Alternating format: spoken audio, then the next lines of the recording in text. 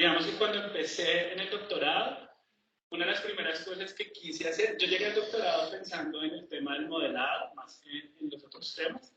Entonces, lo primero que quise hacer fue diseñar un modelo predictivo regionalizado de la relación inversión-fomento-resultados para la investigación en Colombia. ¿Cómo iba a hacer eso? No sabía, porque pues yo no sabía nada de modelos, pero pues me imaginé que cualquier cosa se pueda llevar a un modelo, entonces llegué pensando eso. Duré pensándolo como 15 días y ya cambié.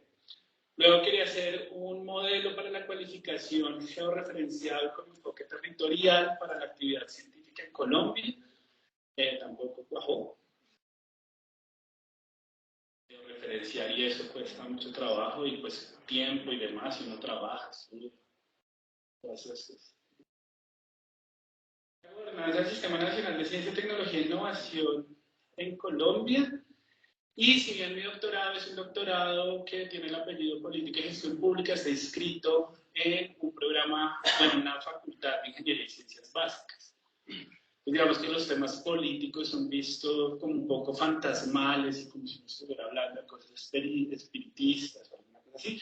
Entonces eso no cuajó mucho, pero sobre todo no cuajó porque tal vez quien más me ha ayudado a tomar decisiones en términos del tema de mi investigación doctoral, que es un odontólogo, doctor en ciencias sociales, me hizo ver que era muy difícil preguntarnos por la gobernanza de algo que ni siquiera sabíamos si en realidad existía en el país. Es decir, casi que tocaba volvernos a preguntarnos si sí teníamos ciencia y tecnología para saber si sí había algo a lo cual aplicarle gobernanza y demás. Entonces, pues ahí me desbarató todo. Luego intenté analizar el efecto que han tenido las políticas de ciencia, tecnología e innovación del país para el periodo 68-2021 en el desarrollo de 3 regiones del país. Y no, pues la información era mucha, entonces ahí sí ya fui yo el que desistí. Entonces me quedaron como algunas preguntas. Las primeras que tienen que ver con eso que llamamos ciencia. Y me surgió, pues ahí sí, más desde la sociología del conocimiento y desde preguntas que ya se han formulado otros como Pierre Bourdieu o Norbert Elias. Pues lo primero, ciencia, ¿con quién y para qué? O sea, ¿quiénes hacen eso y para qué se hace eso? ¿Y para quién? O sea, ¿qué tenemos para hacer ciencia en un país como Colombia y para quién hacemos ciencia? Ahí digamos que ya empezaron a entrar también los cuestionamientos en torno a lo que en este momento estamos definiendo como ciencia o como producción científica en el país. También algunas preguntas por la relación entre necesidades de la población y los territorios y el trabajo y la producción científica. En particular surgió de hacer la revisión de cómo se estaba haciendo la distribución de los recursos de regalías, al encontrar que uno en las actas de asignación de recursos se encuentra que existen grandes volúmenes de participación de las comunidades, y encuentra uno cosas sorpresivas como que en Pereira una de las grandes necesidades de las poblaciones era un aparato para tomas de muestras de rayos X de compuestos químicos que tiene un costo de alrededor de 3.500 millones de pesos más un mantenimiento anual de 700 millones de pesos, y que se usa únicamente para espectrometría química. Ni siquiera es un rayos X de hospital para sacar radiografías, esas cosas. Pues en efecto la población no necesita eso, no necesitaba la universidad para tenerlo en su laboratorio, pero pues ahí también cabe la pregunta por cómo las comunidades se aproximan a lo que la ciencia hace. Para hablar de este tipo de temas, una de las primeras cosas que mis compañeros, profesores y demás, y la gente que me ha escuchado hablar de eso empezó a preguntarme era si pues había pasado a la onda hippie de proponer un modelo alejado del mundo globalizado y evitar la ciencia que venía de Europa, América Latina por América Latina y demás. No, no es esa la idea. O sea, creo que no podemos negar que vivimos en el mundo que vivimos, pero sí hay que preguntarnos cómo nos insertamos en ese mundo. Porque pues no llegamos todos en el mismo momento y con las mismas posibilidades a las discusiones. Y luego, pues ya digamos, desde desde mi percepción como profesor y desde mi conversación con compañeros profesores y que también tienen funciones de investigación y demás, surgieron preguntas por este tipo de cosas, como si los estímulos en realidad estimulan a los creadores, o sea, ¿quién dijo que esos que llamamos grandes investigadores realmente son grandes investigadores? Es una pelea que tengo con la figura de Manuel Elkin Patarroyo en este país, pero pues ahorita no voy a ahondar en eso, no es el momento. Cuantificación versus cualificación, cualificación para la cuantificación, y muy inspirado en un trabajo del historiador Sergio Mejía, que se preguntó por el pasado como refugio de esperanza. Quise preguntarme si ahora las medidas son el refugio de la esperanza, refiriéndome particularmente a las medidas de producción de ciencia y tecnología. Lo primero que hice fue revisar qué teníamos en política pública. Pues esto es el balance. Tenemos 4 COMPES que expresan políticas públicas de ciencia, tecnología e innovación, otros que hablan de financiamiento, otros que son los lineamientos para formación de capital humano.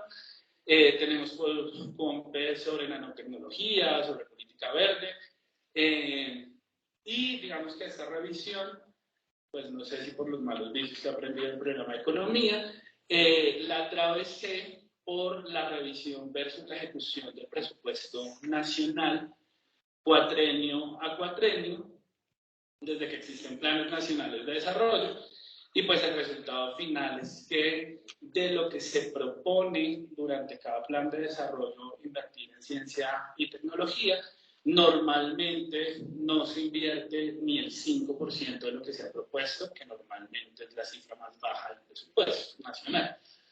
Es decir, para lo que proponemos darle muy poco, luego invertimos muy poco. Hay como un balance preliminar de lo que tenemos. La política pública de ciencia y tecnología en Colombia establece entre sus lineamientos la necesidad de fomentar vocaciones científicas. Interpreten vocaciones científicas como quieran, porque la política pública no aclara qué son. Otro de los objetivos está enfocado en la generación de conocimiento, entendido como producción, sobre todo producción científica, en los últimos años eso que denomina producción científica de alto nivel. Se reconoce que la mayor parte del capital humano asociado con actividades de ciencia, tecnología e innovación están vinculados a instituciones de educación superior, es decir, casi que los principales productores de investigación en el país son las instituciones de educación superior. Y la política pública que se estaba formulando en ese momento, que es la que ahora está vigente del 2022 al 2030, reconoce que Colombia tiene, comparado con los países de la OCDE, algunos indicadores a la baja, algunos solamente, no muy importantes. Primero, volumen y calidad de la producción científica. Producimos menos que la mayor parte de los países de la OCDE. Valoración y apropiación social del conocimiento científico. Incidencia de la ciencia y de la tecnología en el desarrollo del país. Inversión en actividades de ciencia y tecnología. Somos el segundo país que menos invierte en la OCDE de ciencia y tecnología. Somos el tercer país con la peor infraestructura con destinación a las actividades de ciencia y tecnología. Y no tenemos una política clara de ciencia y datos abiertos. Es parte de lo que ha padecido por proceso. La más reciente política pública de ciencia, tecnología e innovación, entonces propone entre sus líneas de acción incrementar esas vocaciones científicas, es decir, tengan en cuenta que en el diagnóstico decían que teníamos muy pocas, pero acá las van a incrementar. Aumentar el capital humano y la formación de alto nivel en ciencia, tecnología e innovación, incrementar la capacidad de generación de conocimiento científico, es decir, tenemos una infraestructura deficiente, no tenemos una política de ciencia y datos abiertos, no tenemos suficiente inversión, no incidimos lo suficiente en el desarrollo del país, ni circulamos lo suficiente las ideas, pero vamos a incrementar la capacidad de generación de conocimiento, que pues, no sabemos que estamos generando.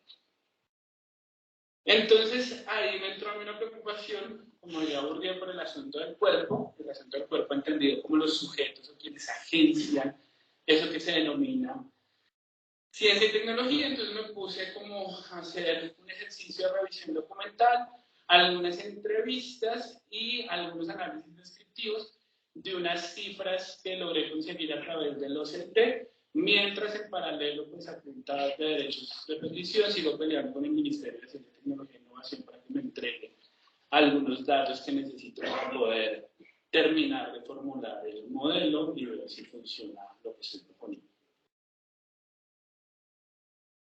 Pues digamos que a raíz de esa revisión y esas entrevistas y el trabajo con algunos investigadores de distintas áreas, pues encontré que así como en algunos momentos empezó a denunciarse al dios dólar como uno de los grandes males del capitalismo, pues en tecnología podríamos denunciar al dios ranking como uno de los grandes males en términos de producción del conocimiento. ¿Por qué, digamos, lo problemático de los rankings? Porque pues en últimas los rankings van a tomar una medida de salida sin preocuparse por las entradas. Es decir, desde que usted llegue a la salida que el ranking espera que usted tenga, no importa cómo usted llegó a ese momento. Entonces implica, digamos, una serie de reflexiones. La primera, se debe entender que la Declaración Estatal sobre Ciencia, Tecnología e Innovación se materializa finalmente en el trabajo de quienes desarrollan las actividades científicas o las actividades de producción e investigación. El 95% de los investigadores del país desarrollan su carrera en el marco de una institución educativa. Es decir, no tenemos instituciones por fuera, un mayor número de instituciones por fuera del escenario educativo que promuevan actividades de investigación e innovación. Sí las hay, pero no son tantas si lo comparamos con otros países. Desde el año 2004 que arranca la medición de grupos, la medición de resultados de investigación empieza a ganar espacio en la cotidianidad de los investigadores. Es decir, empieza a existir la preocupación por esas mediciones que antes pues, no existían de la misma manera. Y la medición que entregó resultados en 2014, que quienes seamos más viejitos recordaremos que fue una medición que se demoró más o menos 3 años en hacerse, y que tuvo unos lineamientos para solicitar los datos, otro mientras estaban revisando y finalmente sacó resultados con otros, terminó, digamos, llevando a esa marcación donde eso que denominamos productos de alto nivel se convierten en el centro y en el principio que guía las carreras académicas de quienes trabajamos en este tema. Con una apuesta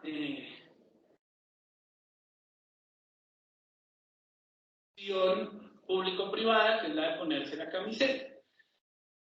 Esa idea un poco absurda que tenemos en el mundo empresarial, de salirnos de las reglas laborales establecidas por la legislación, trabajar más allá de los horarios, aumentar la capacidad de laboral de las personas con el mismo salario, sin ningún tipo de retribución adicional, es mayor compromiso con la institución, pues también ha repercutido en las instituciones educativas. El Código Sustantivo del Trabajo es que una jornada laboral en Colombia tiene esta composición. A partir de este año empezamos la reducción para llegar a la jornada laboral de 42 horas, que deberá estar completamente vigente en el año 2026. Aproximado del salario mínimo en dólares actualmente en el país, y ahorita van a ver para qué, eso es cómo se calculan horas extras, días laborales y demás, no me voy a detener en eso. Este es el funcionamiento del sistema educativo del país. Nosotros tenemos un modelo educativo que viene por niveles, el nivel preescolar, la educación básica que se divide en 2 grupos, básica primaria que va de año 0 a 5, básica secundaria que va de 6º a 9º, media vocacional que son los 2 últimos años de lo que conocemos como bachillerato, y algunas situaciones especiales como los bachilleratos IB, que son los colegios que tienen 12 años de formación para dar títulos válidos a nivel internacional, y las normales superiores, que son una apuesta por formación de maestros, sobre todo para entornos rurales. Y luego estaría la educación superior, en la que también hay unas divisiones, pero pues digamos particularmente nos interesaría las universidades. ¿Cómo funcionan las jornadas laborales? Entonces, en el colegio público, en el colegio, digamos, la jornada es de 40 horas a la semana. Esta medida sale de la reglamentación que hay sobre trabajo de profesores en colegio. Las jornadas en educación superior van de 1 hora a 48, es decir, de los profesores de cátedra al máximo una jornada a tiempo completo. Funcionan ese tipo de contratos. En una universidad nosotros encontramos profesores de cátedra, profesores de medio tiempo, profesores de tiempo completo, que pueden estar vinculados de distintas formas. Pueden estar vinculados por contratos de labor determinada con periodos inferiores a 1 año, pueden estar vinculados con contratos laborales indefinidos, pueden estar contratados incluso por prestación de servicios, a pesar de que eso está prohibido por una sentencia de la Corte Constitucional. Incluso hay profesores y hay instituciones universitarias que contratan profesores tiempo completo por periodos hasta de 1 año por prestación de servicios, que es la negación máxima de las normas de contratación del país. El enganche, pues a nivel de colegio, están tasados en dólares, porque como le toca a uno escribir los artículos en inglés, entonces hay que poner los datos. Este es el salario de enganche para colegio, aproximadamente. Colegio privado tiene un estándar que se mantiene. Y este es el salario de enganche en instituciones de educación superior, privadas y públicas. Arriba. Y estos son los rangos de salarios máximos con la información en la que pudimos acceder, porque tampoco es una información que se consiga fácilmente. No todas las universidades publican sus tablas salariales o las entregan de manera sencilla. Pues si ustedes miran esto comparativo con los salarios de los profesores universitarios en otros países, pues tenemos una diferencia significativa. Es decir, dentro del país sí hay instituciones que tienen unos salarios mejores que otros, como denominan en términos contractuales salarios competitivos, pero pues son competitivos con relación al país. Si lo miramos con relación, digamos, a los dos grandes ejes de producción en América Latina, que son México y Chile, estamos casi 5 puntos por debajo, y si lo miramos en comparación con Estados Unidos y Europa, pues estamos muchísimo más abajo. Las funciones de los profesores, que esto digamos sí es muy distinto a otros modelos. Normalmente en las instituciones de educación superior se reparten las funciones en 3 grandes grupos: docencia, investigación y gestión académica. Acá tengo como una descripción de lo que es el trabajo de gestión, o el trabajo de cada uno y de lo que se espera de cada uno de estos tipos de trabajo. Estas son las distribuciones de tiempo promedio según los estatutos profesorales de las distintas universidades del país.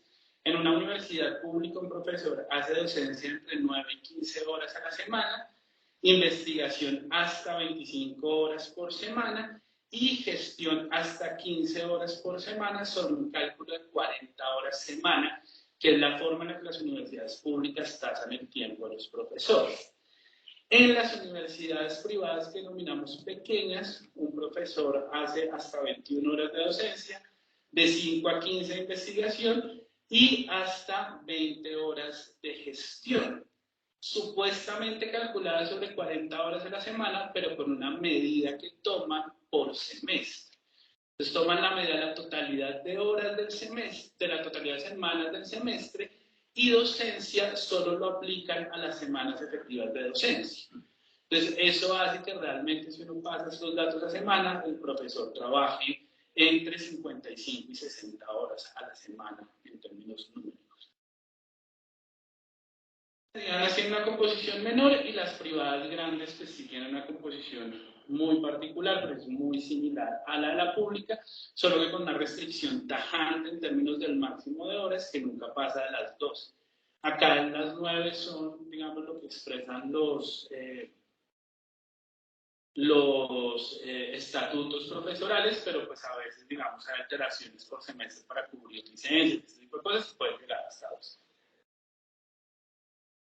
Los profesores, entonces, pues lo que se espera de un profesor en una jornada laboral como la que se acaba de escribir es que dicte clase, atienda reclamos, haga primeros auxilios psicológicos, comprenda, signifique los saberes de los distintos pobladores que llegan a sus salones de clase, prepare, califique, aparte de eso, gestione, que implican en algunos casos hasta 5 reuniones de 2 horas cada una por semana, y adicional a ello, que en un año produzca alrededor de 3 artículos, 2 ponencias y en lo posible un capítulo de libro.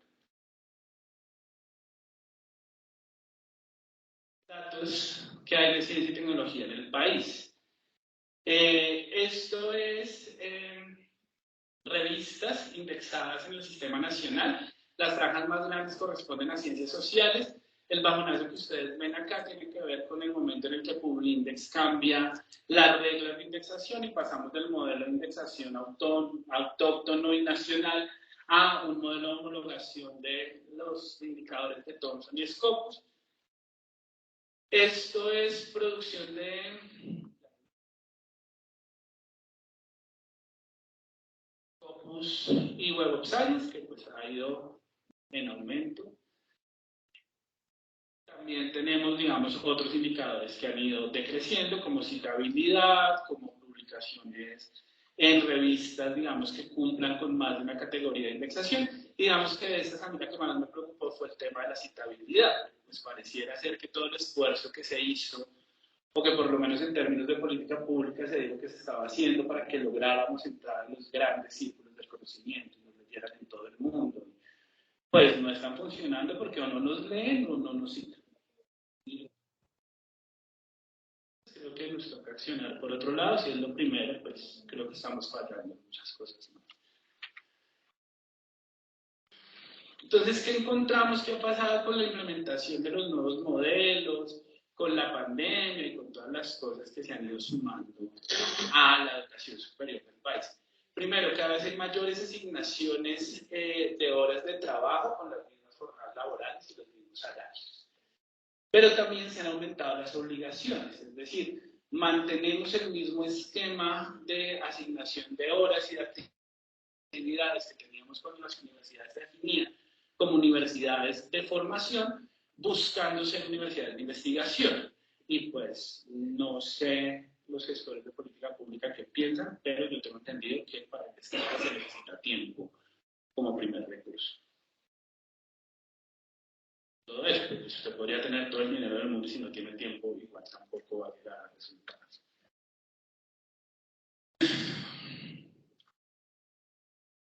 Existe ya en la práctica cotidiana, recuerden ustedes que las políticas públicas se hacen a nivel estatal o local y luego se implementan ya en el ejercicio práctico, pues en el ejercicio práctico particularmente de estas nos toca a las universidades, y la versión de la gestión universitaria de las políticas públicas es transformar la política pública a unos esquemas de sanción permanente de quien no suma en estos indicadores.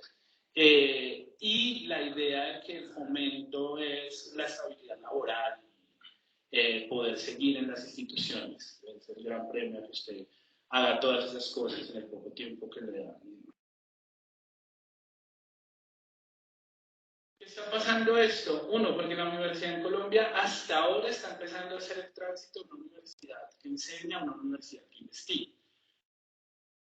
Si bien hay ejemplos y casos particulares de universidades en el país que han avanzado mucho más en esto, pues el grueso de las universidades, y sobre todo cuando salimos de las grandes ciudades, hasta ahora están empezando a hacer esas transiciones. La matrícula hace que pese más la docencia que la investigación, es decir,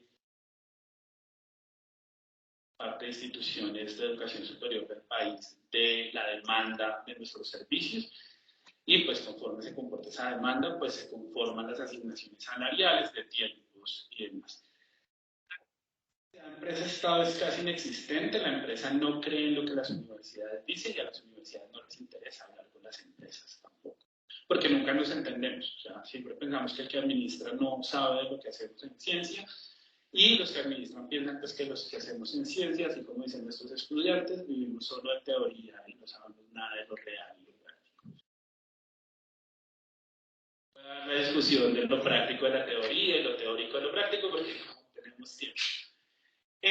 ¿A qué nos ha llevado eso? Pues que no hay integración entre investigación y docencia. A los profesores se contratan para dictar unos currículos que están armados, que vienen casi que predefinidos desde el ministerio, desde las agremiaciones, pero no hay mayores espacios para que los resultados de sus investigaciones alimenten lo que se hace al interior de un salón de clase. Hay una ausencia de problemas de investigación, mientras los problemas de investigación no los siga definiendo la oficina de cienciometría con lo que es tendencia en este momento, pues vamos a tener una ausencia grande de problemas de investigación, particularmente porque la medida cienciométrica viene de los artículos se demoran más o menos en promedio 2 años en escribirse, 12 en publicarse, es decir, lo que nos están diciendo ahorita que está en tendencia era sobre lo que se estaba escribiendo hace 4 años, entonces tenemos un rezago aproximado, según el modelo, de 7,2 años en términos de tendencia de investigación, porque pues, nos preocupamos por el resultado, pero no por las preguntas previas. La investigación como requisito se volvió un tema obligatorio, se volvió para todo el mundo, y pues no todos tenemos las capacidades, ni las expectativas, ni la necesidad de estar allí. Podrían haber otras formas de hacer carreras académicas. Y el predominio de la investigación sin tiempo, que pues es la investigación de productos. Entonces eso me llevó a la pregunta que al final ya es la que estamos usando, y es cómo afectan los modelos de medición de grupos investigadores el desarrollo de vocaciones científicas y la generación de conocimiento en Colombia. No me preocupa la generación de resultados de investigación, para mí los resultados de investigación están los EIT. Me preocupa la generación de conocimiento, qué estamos proponiendo como objetos, cómo estamos construyendo comunidades académicas, qué posibilidad tenemos de realmente hacer circulación de ideas. ¿Qué es lo que, bueno, acá no voy a mostrar el modelo porque pesa mucho para mostrar una presentación de esta. Lo que nosotros estamos haciendo es hacer 2 modelos, uno que hemos denominado patológico, que es modelar el sistema que tenemos actualmente, particularmente desde que se insertan las mediciones, que ha llevado a esta dispersión temática. Entonces, por favor, que nadie se vaya a ofender con lo que voy a decir. Encontramos profesores que en un mismo CELAC pasan desde temas de estudios del trabajo a temas de producción de empanadas, la bicicleta como medio de transporte, la cultura verde, la venta de marihuana, es decir, cuánta cosa llega a su vida, porque pues eso le permite en últimas publicar, y si publica recibe puntos, y si recibe puntos incrementa salarios, pues hay todo un círculo vicioso alrededor de eso. Yo soy el primero, ¿no? Yo también llevo como trabajando en cuánta cosa rara existe en el mundo. ¿Saber qué hacer? Yo sí creo que uno de los grandes errores recientes que cometimos fue la creación del Ministerio de Ciencia y Tecnología. Eso es lo único que hizo, fue burocratizar más y llevar la investigación a un escenario de imposiciones sociales y políticas que no necesariamente van a llevar a que se fomenten carreras de investigación. Tener que cumplir esas cuotas que ahora ponen, raciales, de género, de edad, de identidades sexuales y demás, pues lleva también a un peligro, y es que se desconozca el elemento principal que habría que tenerse en cuenta, y es las capacidades científicas de quienes integran los colectivos de investigación. Tercero, necesitamos gestores que gestionen. Pasa en otros lugares del mundo, no aquí donde estamos, pero normalmente quienes gestionan ciencia, tecnología e innovación y el mundo académico son personas expertas en imaginarse mundos y en decir desde esa imaginación cómo harían funcionar, pero pocas veces saben hacer eso que piden hacer. Entonces, eso lleva a que en la realidad quienes hacen terminen con una camisa de fuerza tratando de responder a unas postulaciones, a unos lineamientos que no son fáciles de seguir. Tenemos que revisar cómo estamos presupuestando ciencia y tecnología, y tenemos que cambiar la forma en la que estamos invirtiendo. Colombia ha gastado muchísima plata a lo largo de su historia en formar capital humano de alto nivel fuera del país, que termina en un proceso de migración o de fuga de cerebros que no retribuyen al país esa inversión. Chile hace 4 años hizo el cambio en su política de financiación de doctorados, pasó toda la financiación a financiación exclusivamente de doctorados nacionales. Eso le permitió cambiar su política de doctorados, llevar todos sus doctorados a hacer dedicación exclusiva con estudiantes 100% becados, y pues eso evidentemente genera unos mayores ensamblajes de comunidades académicas. Se requieren reconocimientos reales, particularmente en tiempo para el desarrollo de la investigación.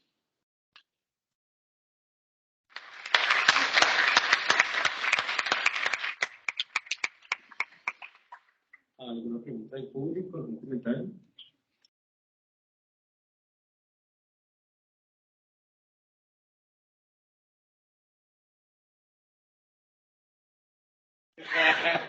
No, pero es una pregunta para precisar. La categorización de las universidades grandes, medianas, pequeñas, número de estudiantes, cobertura, o es de esas categorizaciones que uno no sabe cómo salen. No, la categorización se hizo sobre el número de profesores en relación a estudiantes. Okay. Es decir, si, o sea, hay dos formas de medir la categoría de grande, mediana, pequeña. Uno, el número de estudiantes, que es, digamos, como la base, y luego entra la relación profesor-estudiante. Entonces, no es lo mismo tener una universidad de 15.000 estudiantes que ofrece cursos que son generales y en los que pueden estar 200, 300 estudiantes, que implica el profesor en últimas dictar 2 horas de clase, que tener una universidad con 15.000 estudiantes que ofrece cursos dictados a máximo 40 estudiantes que hay que repetirlos 5 o 6 veces, generando una carga de 18 a 25 horas. Entonces ahí se sacó la distribución así, entre las dos relaciones. Profesor Fabián, buenas tardes. Te preguntarle si de pronto dentro de ese sistema y pues todo lo que menciona, tenía en cuenta de pronto los temas financieros que podría a tener un poco también toda esa carga. Me refiero a los temas financieros de las universidades, que pues podría llegar a ser de alguna manera explicar por qué finalmente terminan haciendo todo ese tipo de mezcolanzas y bueno, situaciones que se presentan, que se evidencian. Posiciones impopulares de gama en este momento. Primero, porque la mayor parte de las universidades privadas gastan más dinero en nómina administrativa que académica. Y eso es un error. El ejemplo más diciente de eso es pues, la reciente recomposición de la Vicerrectoría de Investigación de la Universidad de los Andes, que pasó de ser una unidad de 5 funcionarios a una unidad de 125 funcionarios en menos de 7 años. 125 funcionarios administrativos, pues cuánto se comen de nómina. Entonces, si lo miramos a nivel de todas las universidades, pues digamos, eso es un primer problema. Segundo, pues digamos que ya viendo la minucia presupuestal de las universidades en las que he podido acceder a presupuestaciones, la falsa idea de rentabilidad, o lo que yo llamo falsa idea de rentabilidad. Entonces, la mayor parte de las universidades en Colombia no han entendido que esto va a ser muy popular frente a la mayoría de estudiantes que están acá porque son de pregrado. Quienes financian y sostienen las universidades son los estudiantes de pregrado. Las maestrías y los doctorados no deben pensarse como rentables en términos económicos, porque eso lleva a tener maestrías y doctorados de pocas sesiones de clase, de grandes números de estudiantes y poca posibilidad de realización de ejercicios de investigación, digamos, juiciosos, permanentes, o sea, una persona que tenga que dirigir en un año 3, 4 tesistas doctorales, pues no los va a poder dirigir bien, sobre todo en algunas áreas, eso pasa mucho en ciencias sociales, que es donde nosotros tenemos mayor número de estudiantes doctorales, no de doctorados, pero de estudiantes doctorales. No pasa tanto en el campo de las ciencias, porque pues, las ciencias básicas, porque pues, eso es una ventaja y es el laboratorio. Pues mientras usted tenga bien asignadas las tareas del laboratorio, pueden estar 5 o 6 o los que quepan en el laboratorio. Pero pues eso no es lo mismo que leerse un avance de investigación de este tipo y si uno sobreactuado y entregado 20, 25 páginas mal escritas. Pues, no.